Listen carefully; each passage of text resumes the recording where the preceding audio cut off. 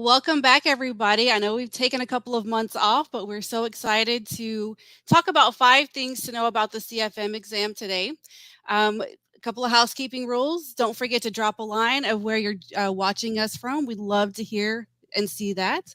Also, if there are any questions that come up while we're presenting, please feel free to put them in the chat so that we can try to address them while we're live. If we don't get to them in time, that's okay. We're going to have somebody on here that can also continue to watch and get those questions answered for you. Joining me today is Kim Coffey and Rhonda Hager, and we're going to just have a quick conversation about the CFM and what you can expect. Before we get into the CFM, let's talk about who IFMA is. IFMA is the International Facility Management Association. Guys, we've been around for over 40 years. We are global. We have more than 24,000 members. We have geographically based chapters. As you can see, it's almost 140, and we're in over 130 different countries. We love our mission and vision. And as we talk about training and development, it goes right into our mission, which is to lead the future of the built environment to make the world a better place. And it sounds lofty, but if you think about the impact that facilities have in every region of the world, the people who are managing and operating those facilities truly can make the world a better place. Our vision is to advance that collective knowledge, value, and growth for the FM professionals to perform at their highest level. So, no matter where you are in your either learning journey or your career, we do have training that could help either fill some gaps in knowledge or maybe just upskill where you are currently. We'll start with the essentials. If you are new to FM or maybe you're in an adjacent role, the essentials is a really great starting point. You can move right into the FMP. That's going to set that foundation knowledge of what every FM should know. Then you can move right up into those core competencies. Those are 7 competencies that, again, can really just solidify your knowledge in some of those extra competencies, I guess. Sorry to keep saying that word. But then that, again, will fill right into the SFP. And that's a really great credential as well. And then that's going to filter again right up to the CFM. We consider the CFM to be our Cadillac of credentials because that is where you get to showcase your knowledge and experience of all things FM. And before we go to the next slide, I wanted to mention the SFP. This particular webinar is not focused on it. We've done one in the past if you'd like to look back at our previous recordings for the PD webinars. The SFP, I'm going to challenge every FM out there. It is the Sustainability Facility Professional credential. Everybody should have this.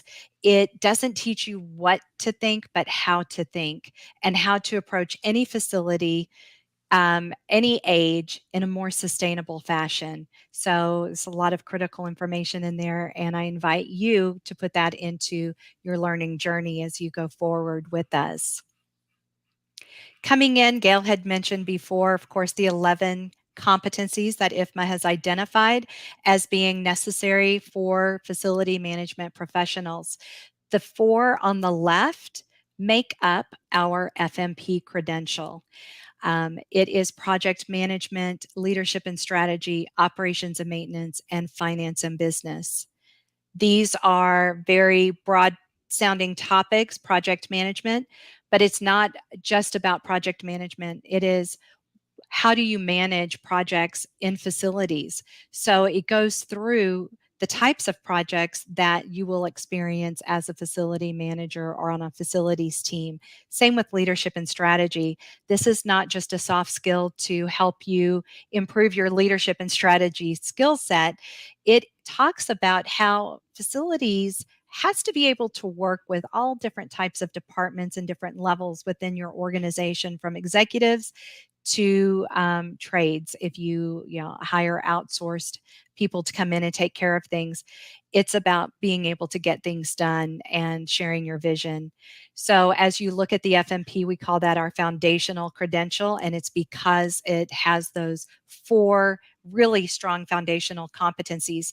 These other 7 are going to make up and round out all 11 competencies that the CFM exam is going to cover. And I'm ready to get into the heart of the matter so we can have Rhonda join in the conversation. So Gail, if you want to talk about this one. Absolutely. So we do have the ability to access the CFM handbook on our website. I wanted to get that out there first. But we do want to also mention that there is zero coursework required to sit for the exam. We do have study materials available, and there are a lot of claims out there that other people and companies also have study materials available. Just make sure that whoever you are using to prepare for the CFM, that they are providing you with the most appropriate content. But again, nothing is required to sit for the exam.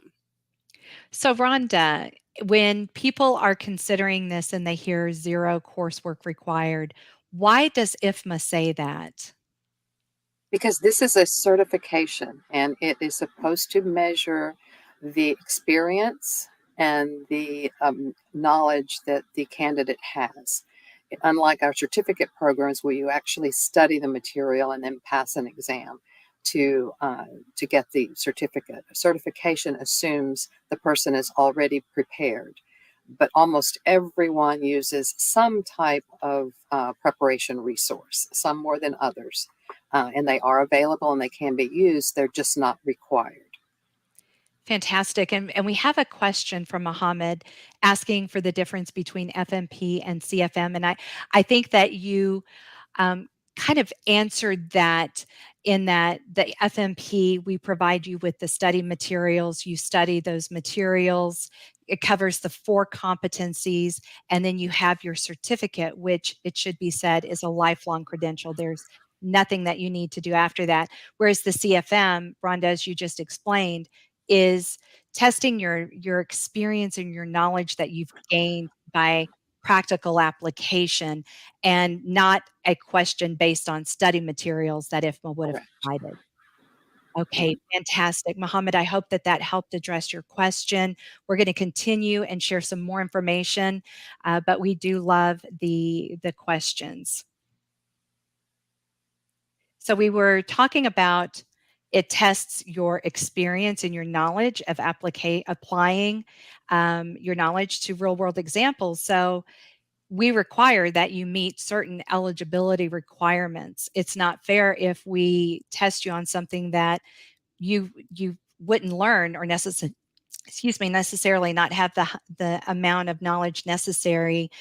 So that's why we have here the amount of work experience, right? You've got 5 years or more in FM, and there's an asterisk there. It must encompass 6 of the 11 competencies. Or another one would be 3 or 4 years in facilities with the addition of education, either a bachelor's or master's degree in FM. And then ethics training tops that off.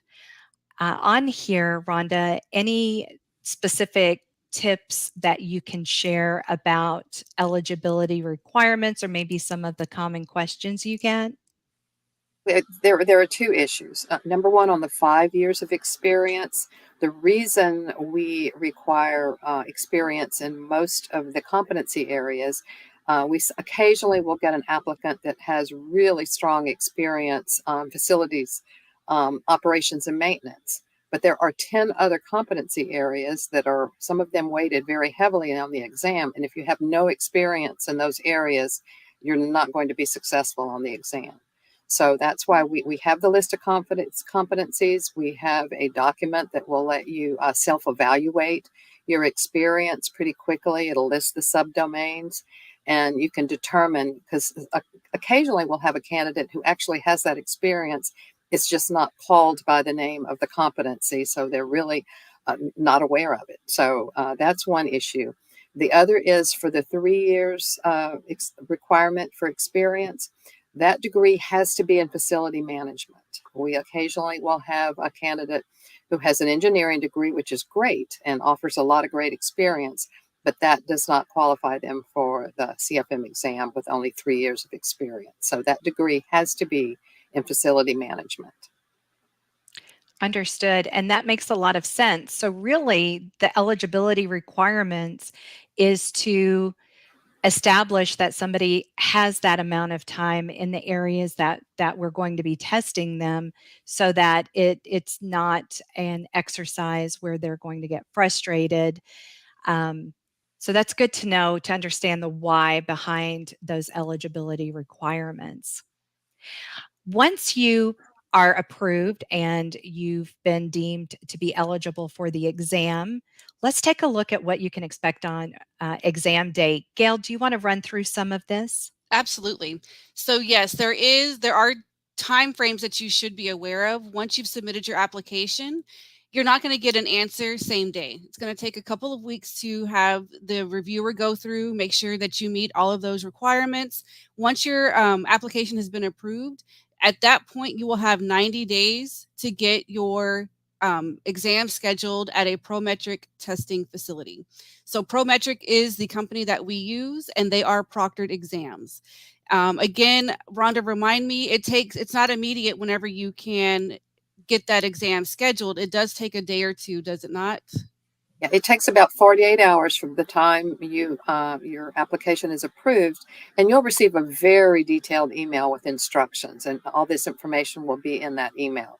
It will have the links for you to go and actually schedule the exam. It'll tell you it takes about 48 hours from the time that's approved to the time your registration with Prometric is updated and in the system.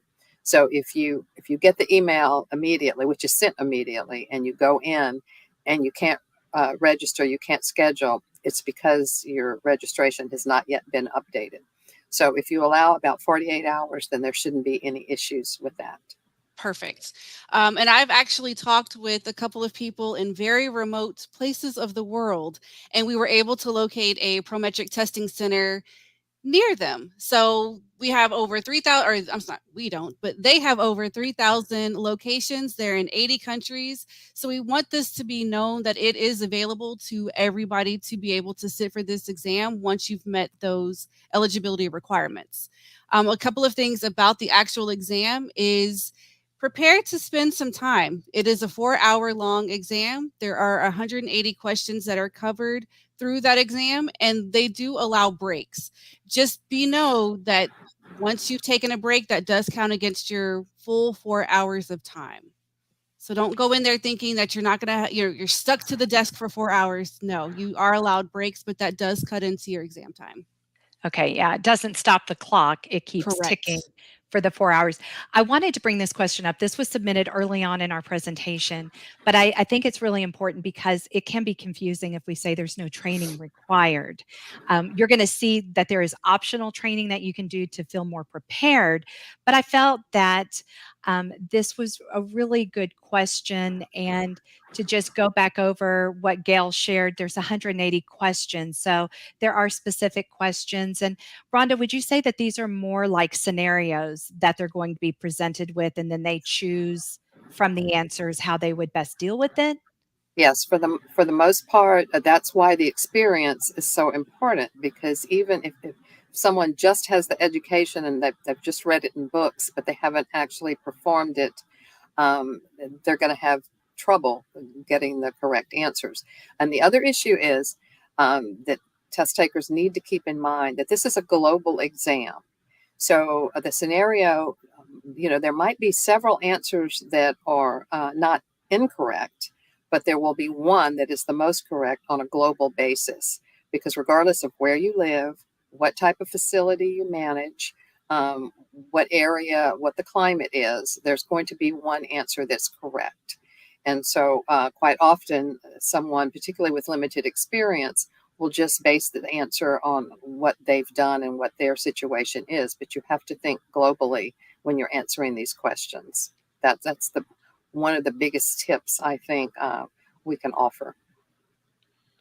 Thank you. Yeah, that's really important. And I think also that shows the strength of the certification. Being at that global level, this is not just teaching something that's specific to one particular region of the world. And the way everything's changing in the world, you may be confronted with something that is brand new in your facility, and having that global perspective can help you come up with some really unique solutions. And we know that our FMs are faced with that every day. So once you've taken the exam, you've passed the exam, you are now a CFM. Is your work done? No. You have to recertify. It is not a retest. You're not going back to the Prometric Center, taking the exam again.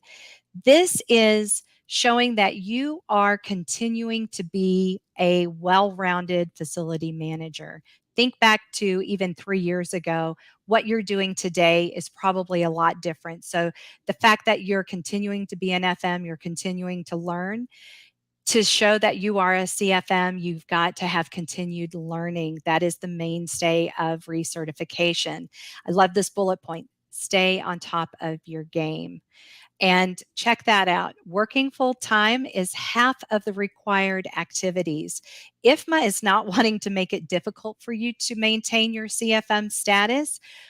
We want you to, but we also want you to continue and approach being a CFM as you're still continuing to learn.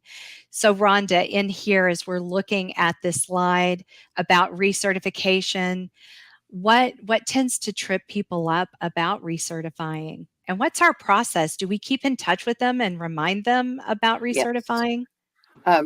Everyone has to recertify every 3 years, and currently everyone expires different years, but the expiration date is December 31st of each year. So beginning in June, for everyone that's going to expire in December, just in case they're not aware and are forgotten, we send emails out to everyone who is coming up for renewal. And that happens in June. We send an email out every month after that until they actually renew. Then once the December 31st arrives, there's a 3-month grace period. Even though technically the credential has expired, we allow 3 months for them at that point to still get their recertification in. And then after that, there's another 3-month period that's called the cancellation pending period. And at that point, if you wait till then to recertify, there's a late fee added to the recertification fee. And then as of June 31st, if you have not recertified, then your credential cancels. And that means to have it reinstated, you would have to retake the exam to reinstate the CFM. And most of these, there's a wide variety of activities. The biggest issue I see is someone who's expiring December 31st, waiting until October or November to actually look to see what they need to do. So even if they've worked for 3 years and they have half the activities, they're still missing 3 activities. Some of these would be relatively easy to achieve by taking courses. One activity is equal to 5 hours of coursework. So if you wait till the last minute, it's going to be quite a load. If you do it beginning with the first year of certification and you do a little each year, then it's not difficult at all. Attending conferences, at least a 1-day FM conference, is an activity. There are participating in chapter events, participating on committees. At IFMA, we have quite a few things going on always where CFMs can contribute, and we ask for their contribution. And those earn credits. So it's not hard to achieve the credits, but you just can't wait till 2 minutes before your expiration date to do it and have an easy time of it. It's not impossible even at that point, but it becomes very difficult. And I mean, obviously, you would want to do that so that you're not having to completely retake the exam. I want to point out that the why behind this is you should be looking to continue to add to your knowledge every quarter, every 6 months. Look for something, not just because you have to recertify, but because it's going to keep you at the top of your game. Awesome. We have a number of questions that we will be getting to when we come into the Q&A area. Before we get in there, let's go through some optional CFM exam prep resources. Gail? Absolutely. So we do have that practice exam. So when you sign up and enroll in the practice exam, it's going to give you 5 opportunities to take a mock version of the exam. So you'll have sample questions that are similar to what you're going to see when you actually sit for the exam. And it's going to be half the time, half the number of questions, so that you can make sure that your timing is correct whenever you're preparing to sit for the exam. So there's going to be 90 questions, and you'll have 2 hours to complete those 90 questions. And then you'll have, again, 5 opportunities to make sure that your timing of those questions are appropriate. We also offer workshops. We have a prep workshop, and we have our new knowledge workshop.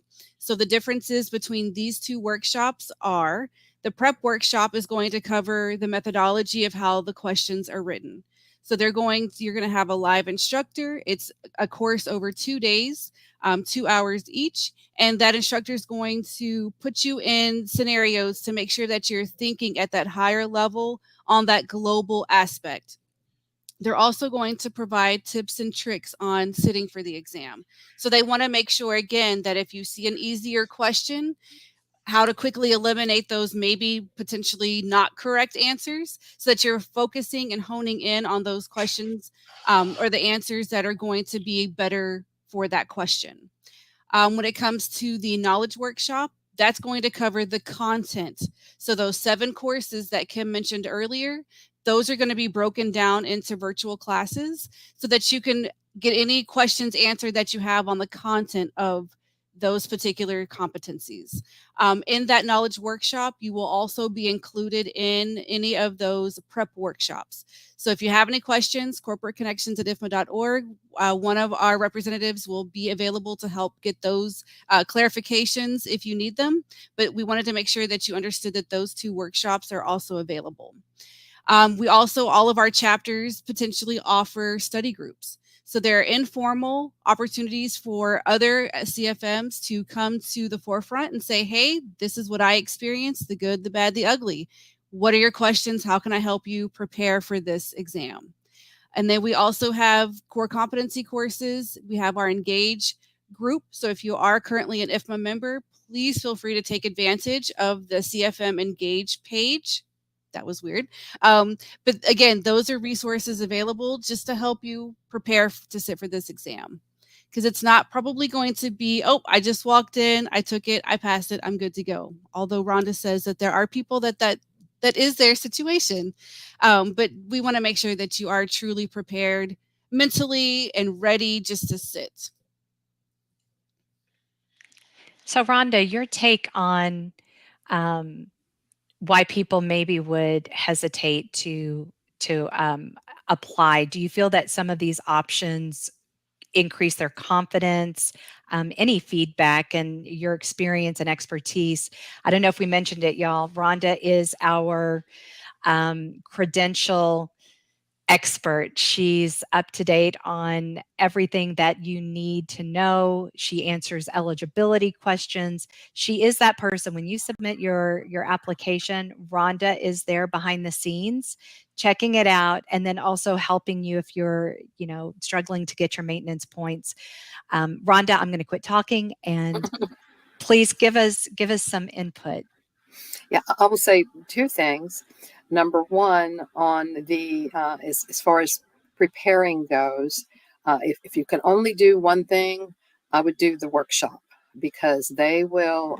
It's led by some very experienced CFMs, and they will let you know what you need to focus on, how you need to approach the questions, particularly the global aspect of it. They're very good at explaining that.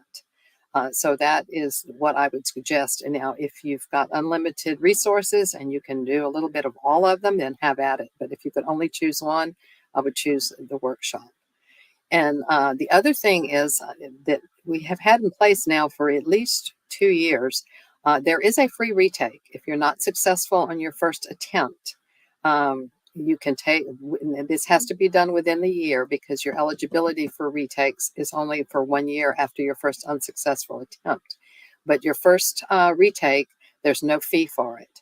So that should, someone that's on the fence and not really sure if they're ready or not, but they think they may be, go ahead and go for it. And then if you're not successful, you will get an email that will show your percentage scores for each of the competencies. So you'll be able to tell where you might need to focus to prepare for your retake. There also is an exam blueprint. It's on our website. It's also in the CFM handbook, which shows you how the various competencies are weighted. There are 11 of them, and frankly, some of them are more important and used more in FM than others. So those are weighted more heavily. And so as you begin to prepare, you can look at that exam blueprint and you can tell where you may need to focus. If it's a very heavily weighted area or a subcategory, and you have little or no experience in there, then obviously you would need to focus on that. But we encourage everyone obviously to take the exam, and we want you to pass it. So we do what we can do to assist you there. And also going back to the recertification issue, I've had some people contact me and say, will this work? Will you approve it? We do everything in our ability to approve those recertification. We want you to recertify. We don't sit there, with a red pen and mark off, nope, nope, nope, and send it back. We will always, if there's an issue with your recertification, we will always call and let you know that we either need more information or we need an explanation. So just keep in mind that we want you to take and pass the CFM exam, and we want you to recertify. So it's not like we're a wall standing in front of you trying to keep you out. So I think sometimes that's not understood. So anytime there's a question or an issue, you can either email credentials@ifma.org, or you can email me directly, and I will always have, whether this is your application or your recertification or you just have a question. That's fantastic advice, and I really hope that people are listening, because this is coming straight from the source, and the fact that we want you to know we're rooting for you. There are reasons for these guidelines. There's reasons why policies cannot be broken. We did not touch that IFMA is ANSI ANAB accredited. Rhonda works with that third party, and they look at everything. They make sure that IFMA is following its policies and that we are adhering to it. Rhonda, anything on that? Only the explanation you just gave, because we'll occasionally have someone contact us and want us to, let them slide around a policy, and we cannot do that. One of the things that, as part of our accreditation, every single applicant has to be treated exactly the same as every other one. We cannot make exceptions. There are a few things we can do, like extending your exam eligibility. There's a process for doing that. That can be done.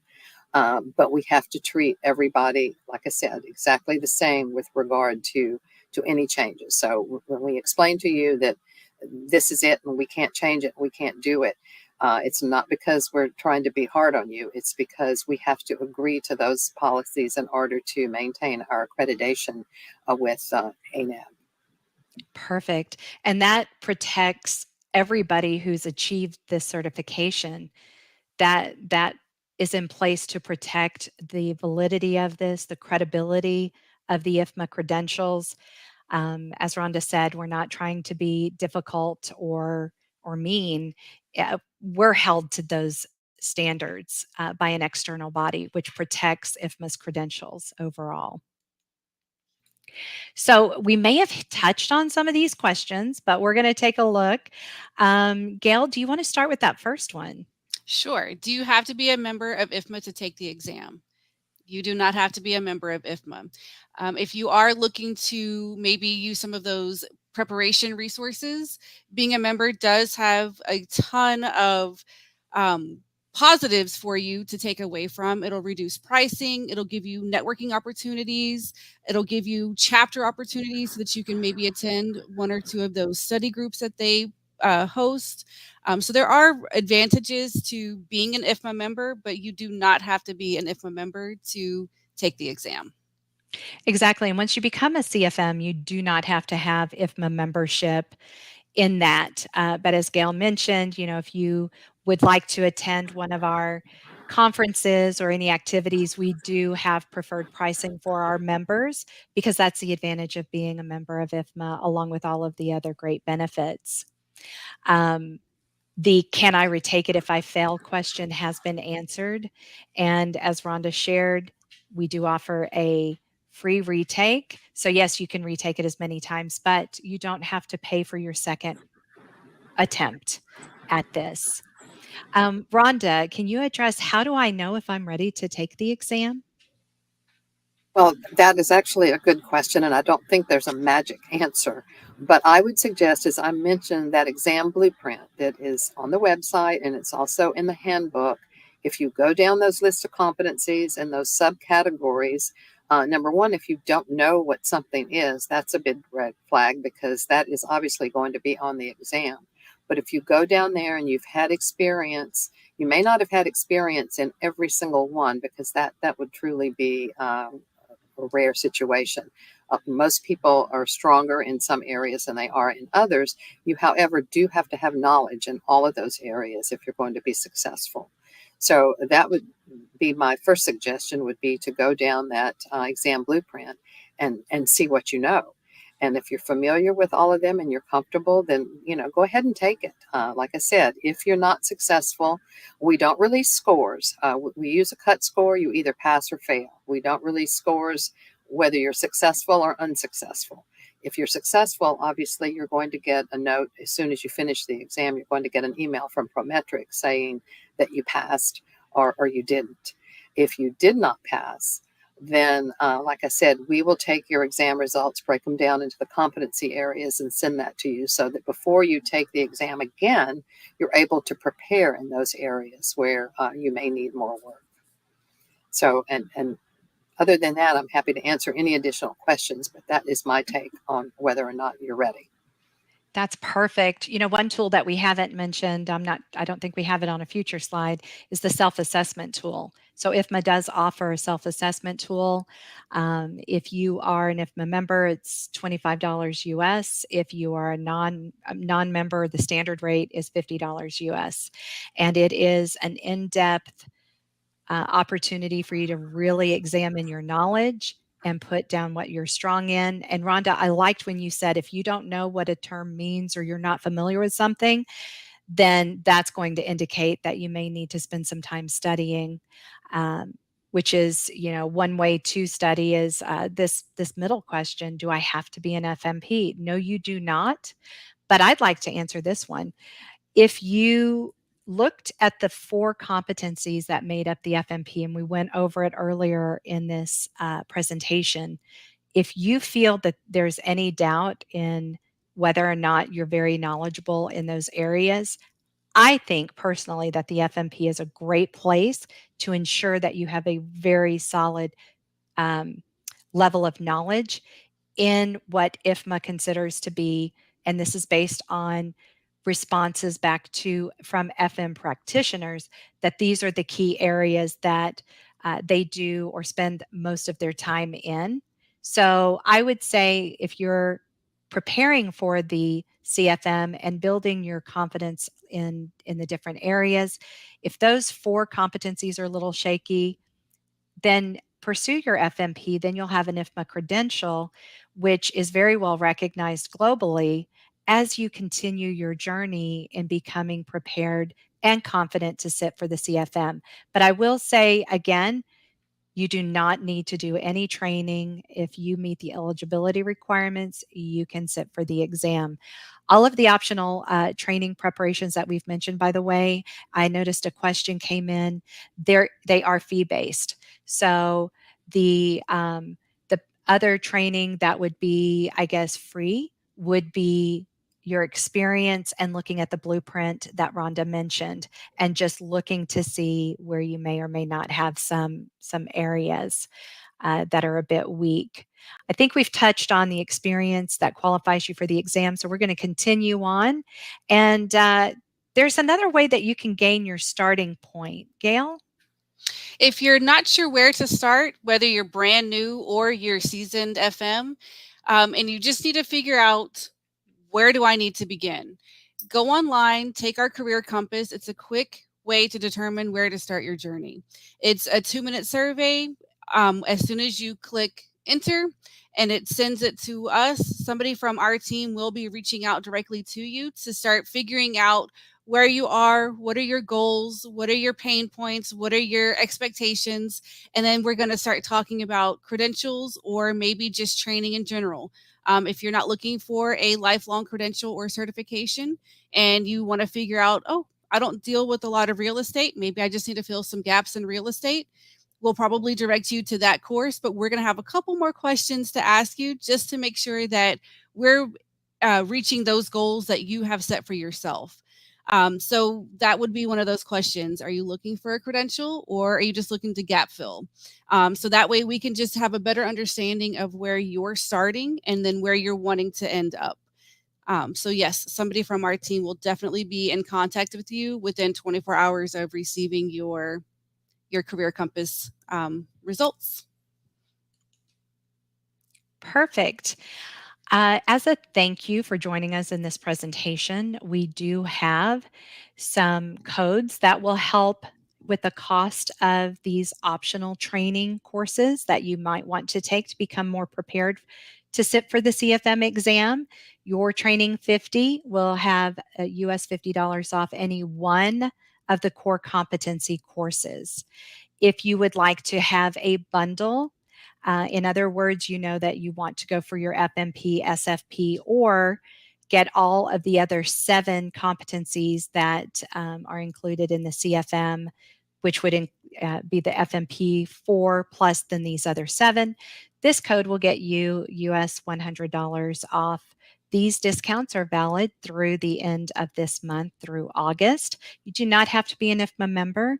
This will help with the cost of the standard rate. If you are a member, the same amount will be taken off of the member rate. And now what I'd like for us to do is kind of go through some of these other questions that we've received. So I'm going to pop up some of these questions. And Rhonda, would you like to kind of share ethics training, please? Sure. Ethics training is something that we require for CFMs to be done every 6 years or every other recertification cycle. All new CFMs have to complete some type of ethics training. We don't tell you what training it has to be, we just tell you what it has to include. And that's available if you just will ask us, we'll send you the list. A lot of organizations have their own ethics training, which we certainly will use. IFMA has a short ethics training option. I think it's $20 and it takes about 30 minutes to complete.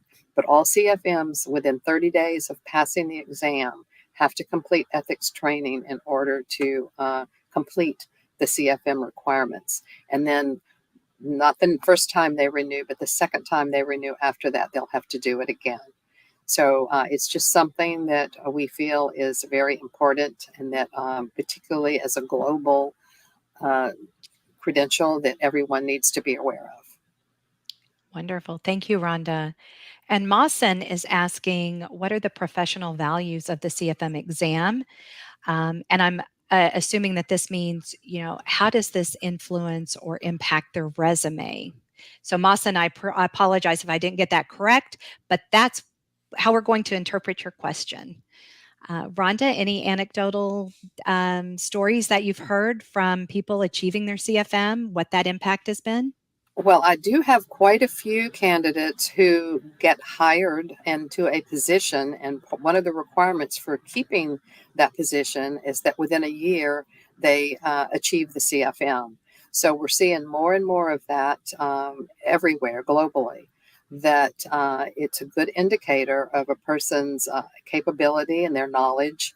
And many organizations, as we move forward, are seeing the value of that CFM credential and are requiring it, particularly for facility managers in higher positions.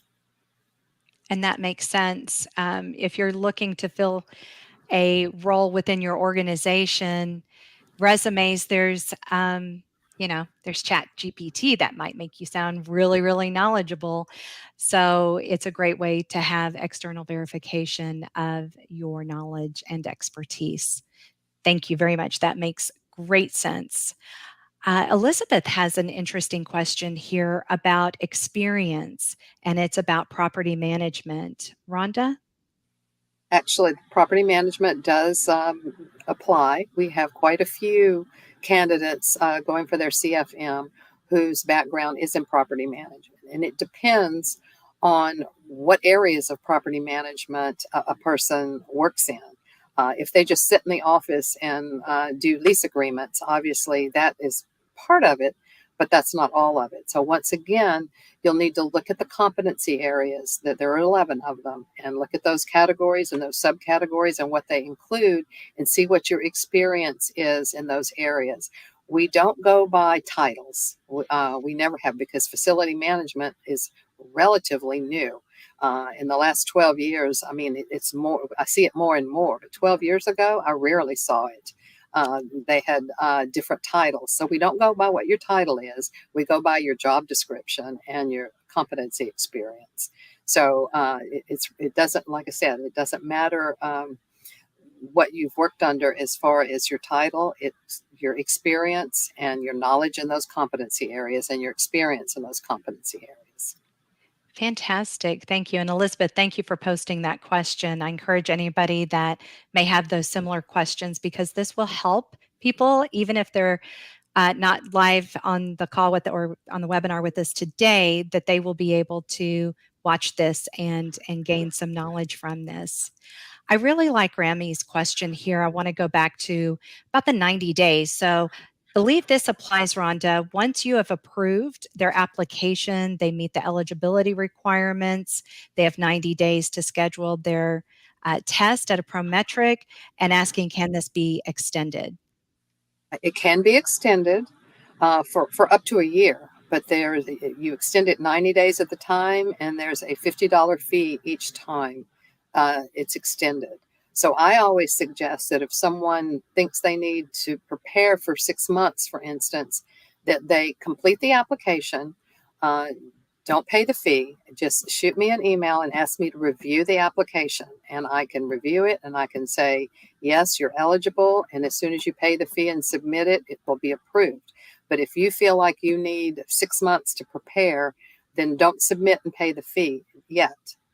Get the approval, as I just mentioned, and then do your preparation, then submit the fee with the application, and then your 90 days will go. And I think that's what often happens. Either folks aren't aware, they haven't paid attention to the 90 days, or they think they're ready and they're really not, and they want to extend it. So yes, extensions are possible, but there are ways to avoid the extensions also. I love that. And I think what you just explained really exemplifies how our role here at IFMA is really to support and encourage the fact that you're willing to review eligibility before they've really officially submitted it with their payment is just an incredible way for people to feel more confident before maybe if their company is going to be paying for it, or if it's a personal expense, they can get feedback from you on their eligibility. Thank you, Rhonda. That's really good to know. So I'm going through to see the next items. We've got a lot of folks that are interested in the information. I do want to share some advice that our chairman, Dean Stanberry, put on here for the CFM exam, keeping in mind about industry sectors. You may have only had experience in one. Maybe you've worked at a museum or a banking institution. Maybe it's just corporate facilities. There's so many different types of industry segments. Reading the question twice, right? Sometimes we get in our own way. So that's some really great advice that Dean has shared. So Dean, thank you for putting that into the comments. Amur says, I have over 10 years of experience in the field, but no formal academic training. Are there things that basically might cause concern on the exam, terms that he might not be familiar with?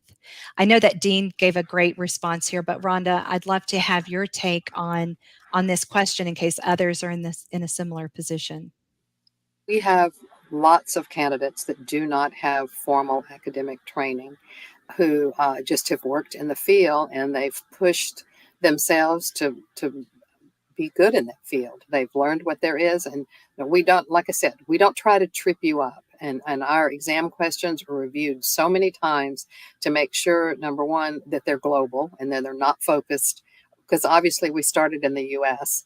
And in recent years we've grown globally a great deal, but we always review everything that's on that exam multiple times to make sure that it's not going to trip up someone, because that's not its purpose. So I'd say you need to go for it. If you have 10 years of experience and you have knowledge of those competency areas, you're going to do just fine. I agree. Summer, go for it. You heard it from Rhonda. On this next one, I think this is a really great question as well. So, maybe feeling like you don't have as much experience because it's 5 years. What's the best way to maybe look at the exam or approach it? Well, I would say, again, and I know I sound like a broken record talking about those competency areas, but that's what's on the exam. And if you go through that exam blueprint and you look at all those areas and those subcategories, and number one, do you know what it is? Number two, have you done it? Have you managed someone else who is doing it? And it's not necessary for you to have managed someone else, but those first two, you have to know what it is. And if you haven't actually performed those duties, you have to at least know how it's done and why it's done. And if you can check most of those off, then you're fine. And like I said, not everyone has experience in all those areas. Almost everyone is much stronger in some of the areas than they are in others. And you don't have to pass each single competency area. But if you're weak in one area, you have to make up for it by being really strong in the others. So if you've got 5 years though, and it's broad based, if you haven't worked in just one or two competency areas, then you probably will do better than you think. You should go for it. Fantastic. I'd like to address this question. We've had a number of questions about the exam fees. The reason why we haven't gone into that is there are different fees, different rates, and it can be confusing, especially trying to go into that during a presentation. We're wanting to focus more on the value of the certification, the questions, the eligibility, but obviously expense is a factor.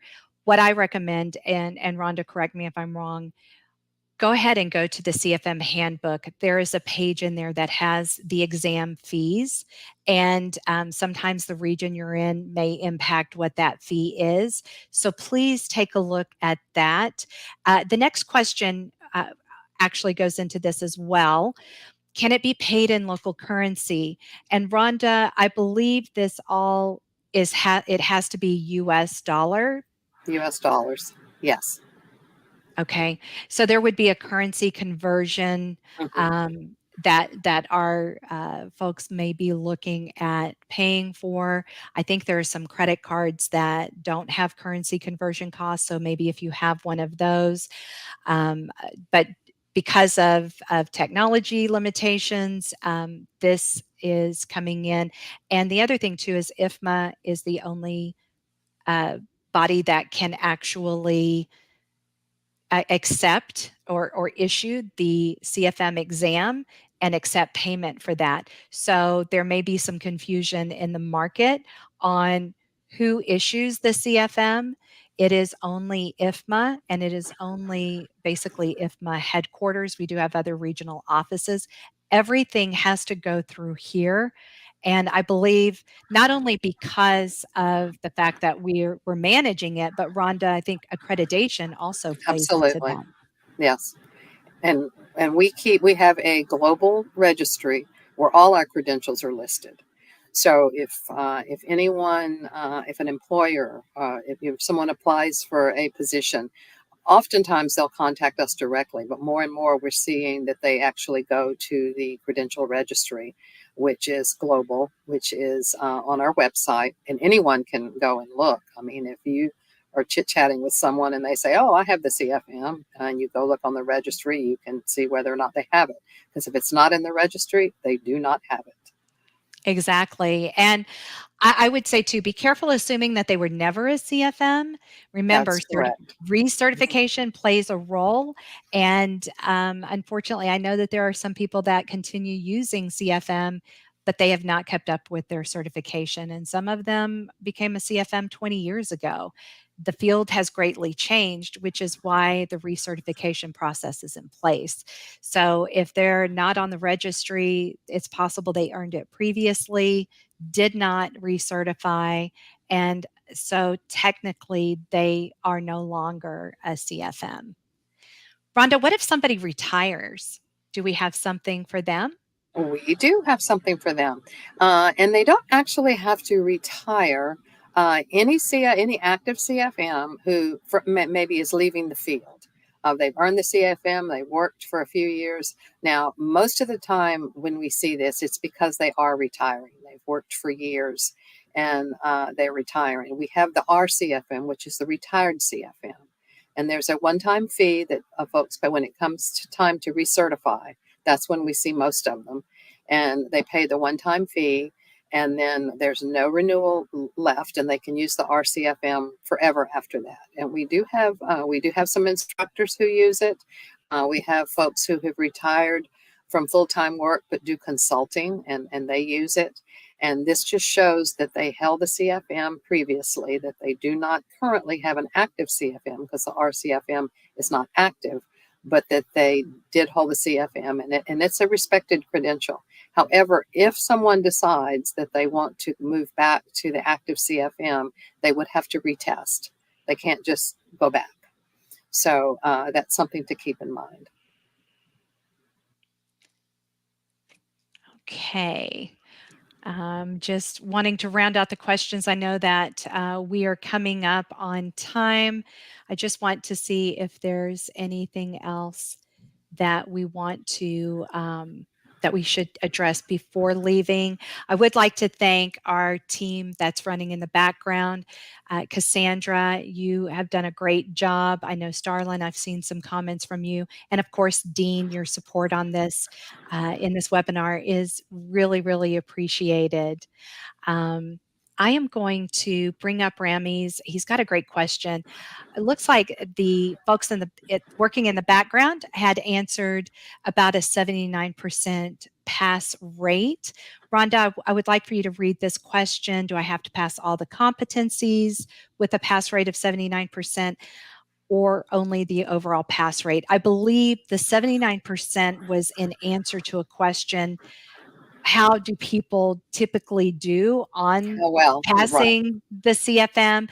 You mentioned, Rhonda, that it's pass or fail, like we're not being scored. It's not a 79% Correct. per area, but it's pass fail. Can you cover back again the fact that you could be weak in one of the areas, Right. but Well, the 79% pass rate, that's the percentage of candidates who take the exam and pass it on the first time. So that's what the 79% pass rate is. We do not release the cut score, which is the score we use to determine pass or fail. So that's two different things. But you do not have to pass all the competencies. Like I said, if you're really strong in, say, 5 or 6 of them, and particularly if they're the heavily weighted competency areas, you're probably going to do fine, even if you don't do as well in those others. Because that's why that exam blueprint is so important for you to look at and see which areas are heavily weighted and which areas you really need to be proficient in. So you do not have to pass each competency. We do, if someone is not successful, we do send a little table that shows the list of competencies and the percentage they scored. So if, say, you scored 20% or 15% in a couple of areas, you might want to work on those areas, particularly if they're the heavily weighted areas. You might want to focus on that before you retake the exam. So, but like that 79% pass rate is not the score on the exam. It's the percentage of people who take the exam and pass it. Perfect. Thank you for clarifying that. We don't want anybody to be confused with what we're saying. If you do have some additional questions, please reach out to us. Daniela, if you wouldn't mind putting credentials on here. I'm going to say that this is the email address you should use for eligibility questions. If you are interested in optional preparation materials or options, please contact Corporate Connections. And if you wouldn't mind switching that out, thank you. This is going to connect you with Gail and me and our team. We're here to help support you in finding the training that is right for you. We have a lot of experience in talking with people. Again, that career compass survey may be where you want to start, but we can get you there. The main thing is just let us know what your objectives are, what do you want to achieve, and we're here to help you advance your career because that advances the profession. And if you remember back to the beginning of this session here with us, our mission and vision, we want to make the world a better place, and having more informed facility professionals in the world makes it a better place because those facilities are going to be run so much better. Thank you, Rhonda. Thank you so much for joining with us today. You have been amazing. And thank you to everybody else, all the questions. We really appreciate you.